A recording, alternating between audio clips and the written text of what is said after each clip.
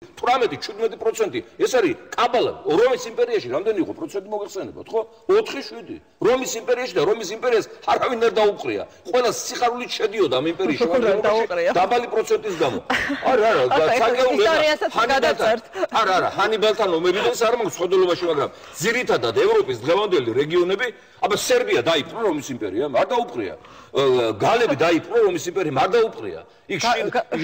შიგ იყო კრიზისის პერიოდში გალების რომის იმპერიაში გადალახოს წაუკითხია ძალიან ზედაპირულად დანტე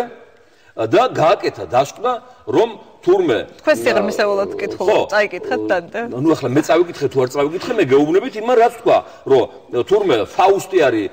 ბოროტების სიმბოლო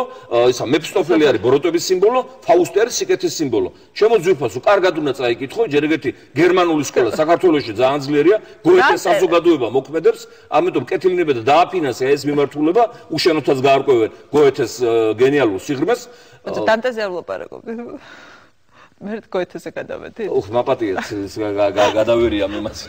დანტე ალიგიერი, რა თქმა უნდა ეს იტალიელი მწერალია, გოეთეზე ილაპარაკე, კი. ფაუსზე და მეფისტოფელზე, ესე იგი თქვენ დამაბნიეთ მაინც